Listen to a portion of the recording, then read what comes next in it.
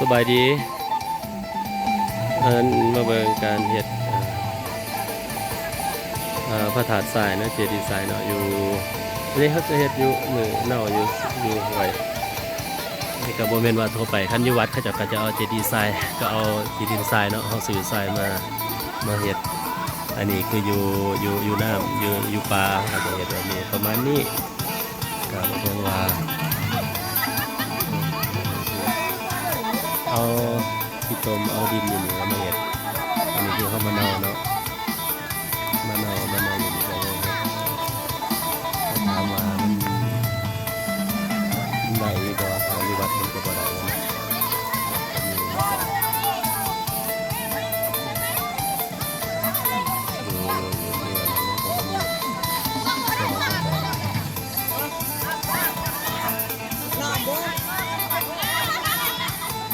ฝนก็สิตกฝนเนี่ยมัน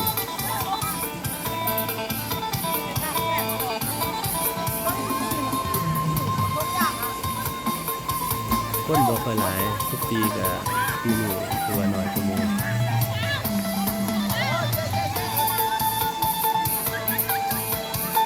บ่ค่อยหลายโควิดก็เป็นแล้วราคาเอากับเพื่อน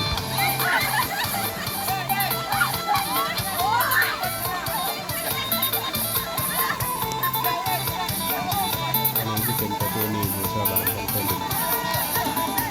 มื่อก่อนเนี่ยอยู่วัดพอแล้วเหรอบ่ดิเจ๊เลยเหรอ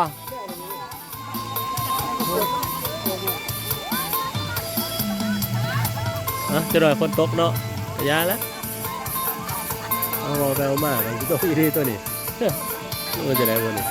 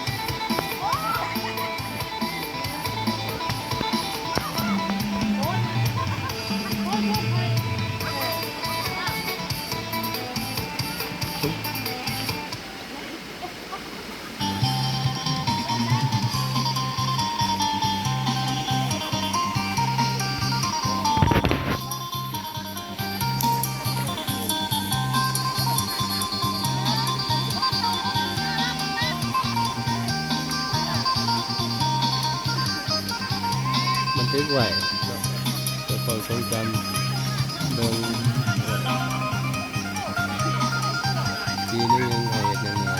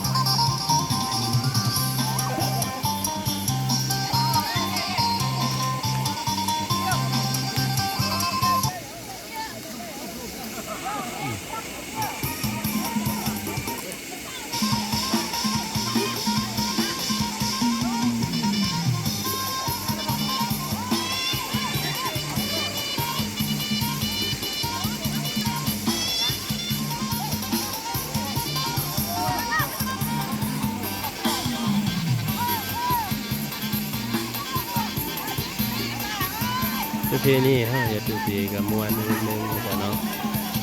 ก็คือชาวบ้าน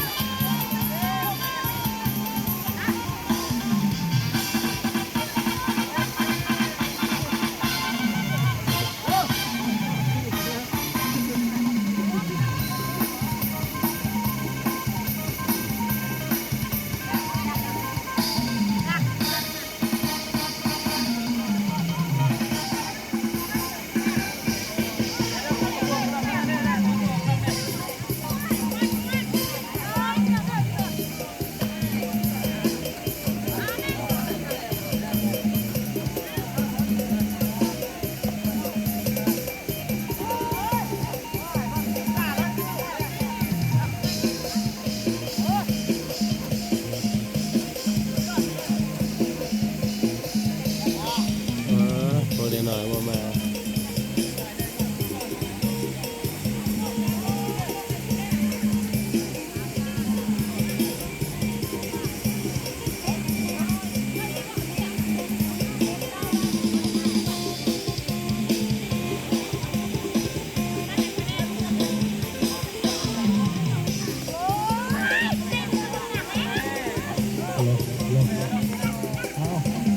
ทำแล้วสุดที่ต่อคอเนาะตาต้นยางเงินเนาะสิได้ทำพิธีตั้งศาสนาเนาะตัวพกตาเล่นได้ขนาดนี้